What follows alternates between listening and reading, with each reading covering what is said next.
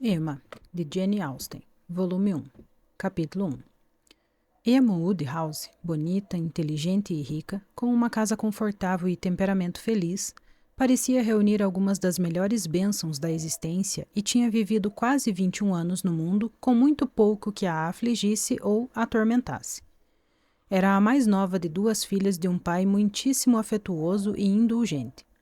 Em consequência do casamento de sua irmã, tornara-se senhora da casa muito cedo.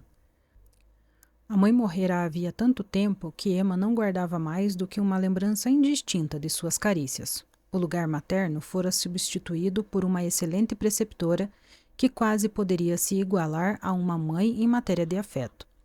16 anos fazia que a senhorita Taylor estava na família Woodhouse, menos como preceptora e mais como amiga, pois gostava muito das duas irmãs, mas, em particular, de Emma.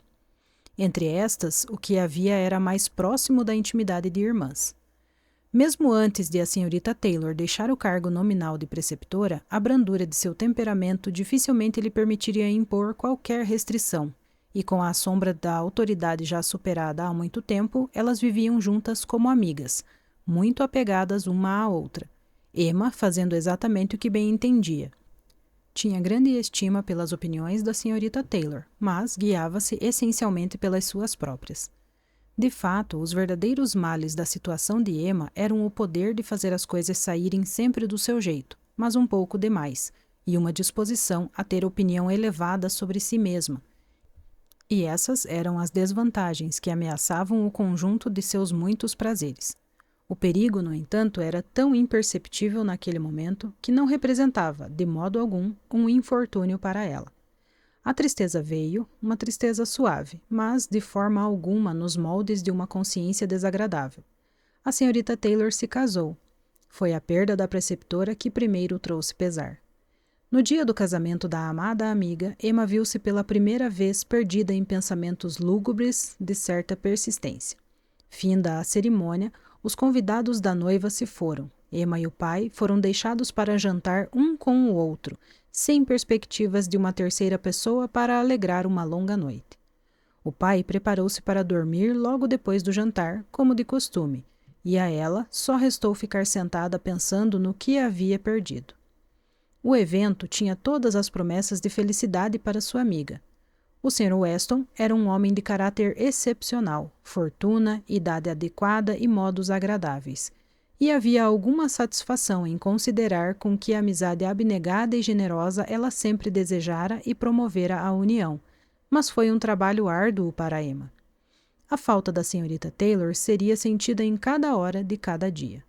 Recordava-se da bondade de outrora, a bondade e o afeto de 16 anos, como ela a havia ensinado e como a acompanhara nas brincadeiras desde os 5 anos de idade, como havia dedicado todos os seus poderes para cativá-la e diverti-la na saúde, e como havia cuidado dela durante as várias doenças da infância. Tinha uma grande dívida de gratidão. Mas o intervalo dos últimos 7 anos, a igualdade de condições e a perfeita falta de reservas que logo seguiram o casamento de Isabela, época a partir da qual foram deixadas uma para a outra, ainda era uma lembrança muito mais cara e terna. Ela fora uma amiga e companheira como poucas tiveram o privilégio de ter, inteligente, bem informada, útil, gentil, conhecedora de todos os costumes da família e interessada em tudo o que lhe dizia respeito, e peculiarmente interessada na própria Emma, em todos os prazeres, todos os esquemas, alguém a quem ela pudesse contar cada pensamento à medida que surgisse, e que tivesse uma afeição perfeita e inabalável por ela. Como suportaria a mudança? Era verdade que sua amiga estava a pouco menos de 1 quilômetro de distância, mas Emma tinha consciência de que grande deveria ser a diferença que separava a senhora Weston, a pouco menos de 1 quilômetro de distância, e a senhorita Taylor de casa. E com todas as suas vantagens naturais e domésticas, ela agora estava em grande perigo de sofrer de solidão intelectual. Emma amava muito o pai, mas ele não era companheiro para ela. Não podia se equiparar a ela nas conversas, racionais ou brincalhonas. O mal da disparidade na idade de pai e filha, e o Sr. Woodhouse não se casara cedo, era muito agravado em decorrência da constituição e dos hábitos do pai. Por ter sido um valetudinário durante a vida toda, sem atividades mentais ou físicas, era um homem muito mais idoso em costumes do que em anos. E, embora amado em toda parte pela cordialidade do coração e pelo temperamento amável, seus talentos não poderiam recomendá-lo em momento algum.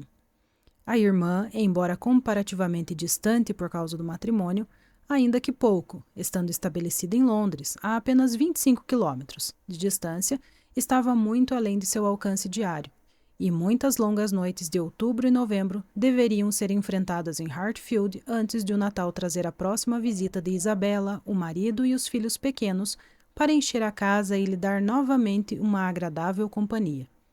Highbury, a grande e populosa aldeia, quase equivalente a uma cidade, à qual Hartfield de fato pertencia, apesar de seu gramado, arbustos e nomes diferentes, não tinha pessoas iguais a ela. Lá, os Woodhouse eram os primeiros em importância. Todos eram influenciados por eles. Emma tinha muitos conhecidos no local, pois seu pai era educado com todos, sem exceção, mas nenhuma entre essas pessoas poderia ser aceita em lugar da senhorita Taylor, nem por um dia que fosse. Foi uma mudança melancólica, e para Emma só restava suspirar e desejar coisas impossíveis até que seu pai acordasse e tornasse necessário demonstrar alegria. Os humores dele precisavam de apoio. Ele era um homem nervoso, deprimia-se facilmente, gostava de todas as pessoas às quais estava acostumado e detestava se separar delas, mas odiava mudanças de todo tipo. O matrimônio, como origem de mudanças, era sempre desagradável, e ele não havia, de modo algum, se reconciliado com o casamento de sua própria filha, nem jamais conseguia falar dela, a não ser com compaixão, embora tivesse sido uma união baseada inteiramente em afeto. E agora estava obrigado a se separar também da senhorita Taylor. De seus hábitos de leve egoísmo e de nunca ser capaz de supor que os outros pudessem ter sentimentos diferentes dos seus, ele estava muito disposto a pensar que a senhorita Taylor tinha feito algo tão triste por si mesma quanto por ele e por Emma, e que teria sido muito mais feliz se tivesse passado o resto da vida em Hartfield. Emma sorriu e conversou o mais alegremente que pôde para afastá-lo de tais pensamentos, mas quando veio o chá, era impossível para ele não dizer exatamente o que dissera no jantar. Pobre senhorita Taylor, queria que ela estivesse aqui de novo. É uma pena que o Sr. Weston tenha algum dia pensado nela. Não posso concordar com o senhor, papai. Sabe que não posso. O Sr. Weston é um homem tão bem-humorado, tão agradável e excelente, que merece uma boa esposa. E o senhor não desejaria que a senhorita Taylor ficasse morando conosco para sempre, suportando todos os meus humores peculiares, quando ela poderia ter uma casa só para ela mesma, desejaria? Uma casa para ela mesma? Mas qual a vantagem em ter uma casa para si mesmo? Esta é 3 vezes maior, e você nunca tem humores peculiares, minha querida. Quantas vezes a visitaremos e eles nos visitarão? Precisamos nos encontrar sempre. Nós precisamos começar e precisamos visitá-la pelo casamento muito em breve. Minha querida, não vou chegar tão longe. Randalls fica muito distante. Eu não conseguiria andar nem a metade da distância. Não, papai. Ninguém pensou em o senhor ir andando. Temos que ir na carruagem, de certo. A carruagem. Mas James não gostará de preparar os cavalos para tão pouca distância. E onde os pobres cavalos ficarão enquanto estivermos fazendo nossa visita? Eles devem ser colocados no estábulo do Sr. Weston, papai. O senhor sabe que já resolvemos tudo isso. Conversamos a esse respeito com o Sr. Weston na noite passada. E quanto a James, pode estar certo de que ele sempre gostará de ir a Randalls, porque a filha dele trabalha lá como criada. Só não sei se ele nos levará a qualquer outro lugar. Isso é obra sua, papai. O senhor é que conseguiu aquela boa posição para Hannah. Ninguém pensou em Hannah até o senhor mencioná-la. James é muito grato ao senhor. Fico muito contente de ter pensado nela. Foi muita sorte, porque eu não deixaria que o pobre James se julgasse desprezado por motivo algum. E tenho certeza de que ela será uma criada muito boa. Ela é uma garota educada e fala bem. Tenho uma ótima opinião em relação a ela.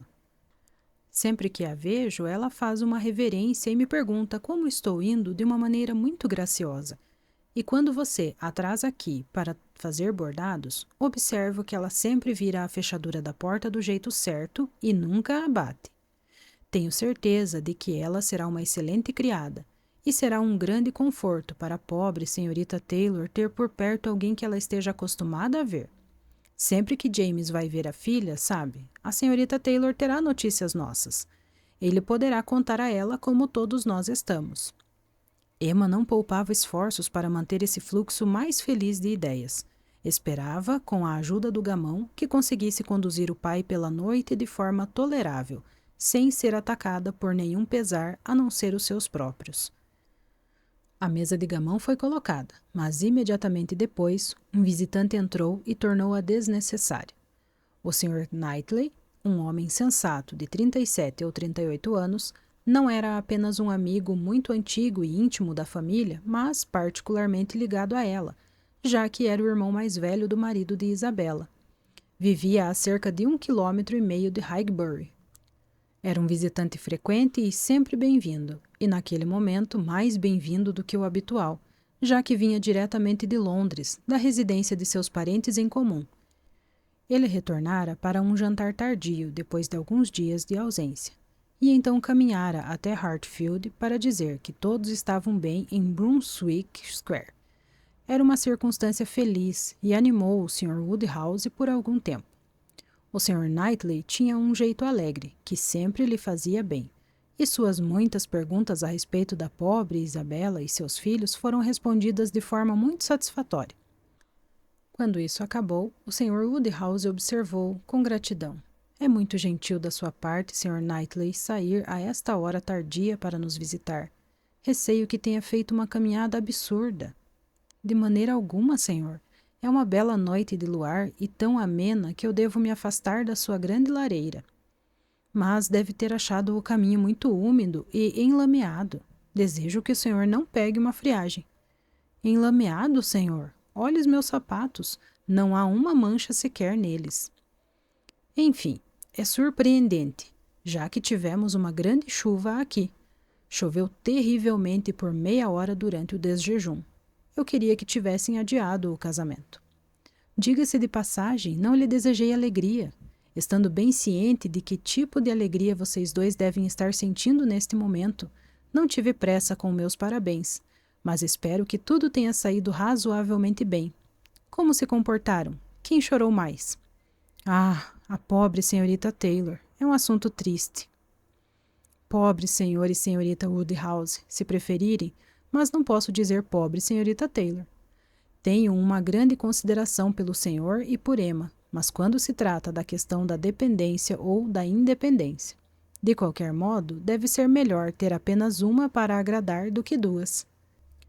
Especialmente quando uma dessas duas é uma criatura tão caprichosa e problemática", disse Emma brincando.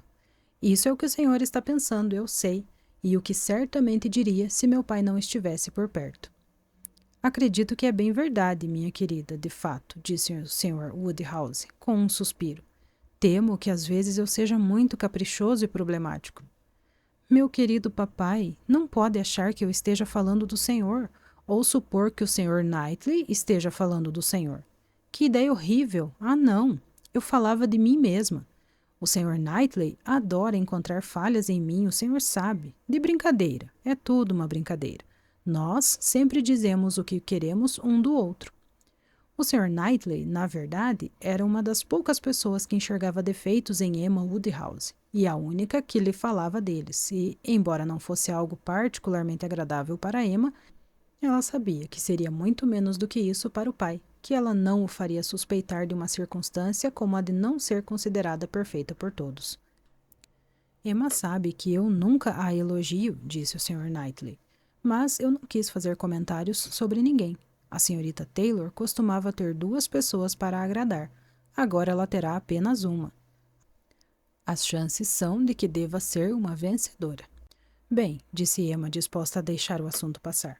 "O senhor quer ouvir sobre o casamento? Ficarei feliz em lhe contar, pois todos nos comportamos de maneira encantadora. Todos foram pontuais, todos em sua melhor aparência. Nem uma única lágrima e nenhum semblante triste à vista." "Ah, não! Todos sentíamos que estaríamos a menos de 1 quilômetro de distância e tínhamos a certeza de que nos encontraríamos todos os dias. A querida Emma lida tão bem, disse o pai. Mas, Sr. Knightley, ela realmente sente muito por perder a pobre senhorita Taylor, e tenho certeza de que sentirá falta dela mais do que pensa. Emma virou a cabeça, dividida entre lágrimas e sorrisos. É impossível que Emma não sinta falta de tal companheira, disse o Sr. Knightley. Não deveríamos gostar dela tanto quanto gostamos, senhor, se pudéssemos imaginar esse acontecimento. Mas ela sabe o quanto o casamento é para o benefício da senhorita Taylor e o quão aceitável deve ser, no momento de vida dela, se estabelecer em uma casa própria e como é importante para ela estar segura de uma provisão confortável e, portanto, não se permitir sentir tantas dores quanto prazeres. Todo amigo da senhorita Taylor deve estar contente em vê-la em um casamento tão feliz. E está se esquecendo de uma questão de alegria para mim, disse Emma, e uma muito considerável. Eu mesma arranjei a união. Arranjei a união, saiba, há 4 anos, e o fato de vê-la acontecer, receber a confirmação de que era a coisa certa, quando tantas pessoas diziam que o Sr. Weston nunca se casaria novamente, pode me confortar para tudo. O Sr. Knightley balançou a cabeça para ela. O pai respondeu com carinho. Ah, minha querida, eu gostaria que você não fizesse uniões e não predissesse as coisas, pois tudo o que diz sempre acontece. Por favor, não faça mais uniões como estas. Eu prometo não fazer nenhuma para mim mesma, papai, mas devo, de fato, agir para unir outras pessoas. É a maior diversão que há no mundo, e depois de tanto sucesso, sabe? Todo mundo disse que o Sr. Weston nunca se casaria novamente. Oh, céus, não! O Sr. Weston, que tinha sido viúvo por tanto tempo e que parecia tão perfeitamente confortável sem uma esposa, tão constantemente ocupado com os negócios na cidade ou entre os amigos aqui, sempre aceitável onde quer que fosse, sempre alegre. O Sr. Weston não precisaria passar uma única noite do ano sozinho se não quisesse. Ah, não! O Sr. Weston certamente nunca se casaria de novo. Algumas pessoas até falaram de uma promessa à esposa dele no leito de morte, e outras do filho e do tio que não o deixavam dar esse passo. Comentara-se todo tipo de absurdos solenes sobre o assunto, mas eu não acreditava em nenhum deles. Desde aquele dia, cerca de 4 anos atrás, em que a senhorita Taylor e eu nos encontramos com ele na Broadway Lane, ocasião em que, por ter começado a chuviscar, ele se lançou com tanta galanteria e nos emprestou 2 sombrinhas da Farmer Mitchells, eu tomei minha decisão sobre o assunto. Planejei a união naquela mesma hora. E como o sucesso me abençoou neste quesito, querido papai, o senhor não pode imaginar que eu vá deixar de proporcionar esses encontros. Não entendo o que quer dizer com sucesso, afirmou o Sr. Knightley. Sucesso supõe esforço. Seu tempo foi gasto de forma adequada e delicada, se faz 4 anos que você tem feito esforços para realizar esse casamento. Uma dedicação digna para a mente de uma jovem dama. Porém, se o que eu imagino, criar uniões, como você chama, significa apenas o seu planejamento, você ter dito a si mesma, certo dia ocioso, acho que seria muito bom para a senhorita Taylor se o Sr. Weston se casasse com ela, e afirmado o mesmo para si, de vez em quando desde então, por que você fala de sucesso? Em que está o seu mérito? De que está orgulhosa? Você deu um palpite de sorte, e isso é tudo o que se pode dizer. E o senhor nunca conheceu o prazer e o triunfo de um palpite de sorte? Tenho pena do senhor. Pensei que fosse mais astuto. Afinal, depender de um palpite de sorte nunca é meramente sorte. Há sempre algum talento. E quanto à minha inadequada palavra sucesso, que o senhor questiona, não sei se realmente não tenho nenhum direito a ela. O senhor traçou 2 belos cenários, mas acho que pode haver um terceiro. Algo entre o nada e o tudo. Se eu não tivesse promovido as visitas do Sr. Weston aqui, dado muitos pequenos encorajamentos e alinhado muitas pequenas questões, no fim das contas, poderia não ter chegado a nada. Acho que deve conhecer Hartfield o suficiente para compreender isso. Um homem franco e sincero como Weston e uma mulher racional e natural como a senhorita Taylor podem seguramente cuidar das próprias preocupações. Interferindo, é mais provável que você tenha feito mal a si mesma do que bem a eles. Emma nunca pensa em si mesma se pode fazer o bem aos outros, ponderou o Sr. Woodhouse, compreendendo, embora em parte. Mas, querida, por misericórdia, não promova mais uniões. São coisas tolas e rompem gravemente o círculo familiar.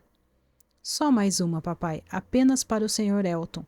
Pobre Sr. Elton. O senhor gosta do Sr. Elton, papai. Tenho que procurar uma esposa para ele. Não há ninguém em Highbury que o mereça, e ele está aqui há um ano inteiro e equipou sua casa tão confortavelmente que seria uma pena tê-lo solteiro por mais tempo. Achei, quando ele estivesse unindo as mãos hoje, que parecia muito como se fosse gostar de que o mesmo tipo de ofício fosse celebrado para ele. Penso muito bem do Sr. Elton, e esta é a única maneira que tenho de lhe prestar um serviço. O Sr. Elton é um jovem muito bonito, com certeza, e um jovem muito bom, e tenho uma grande consideração por ele. Mas, se quiser mostrar-lhe qualquer consideração, minha querida, peça-lhe que venha jantar conosco um dia. Será algo muito melhor. Ouso dizer que o Sr. Knightley fará a gentileza de vir encontrá-lo. Com muito prazer, senhor, a qualquer momento, disse o Sr. Knightley, rindo. E concordo inteiramente, será algo muito melhor. Convide-o para jantar, Emma, e ajude-o a desfrutar do melhor do peixe e do frango, mas deixe-o escolher a própria esposa. Acredite nisso. Um homem de 26 ou 27 anos sabe cuidar de si mesmo.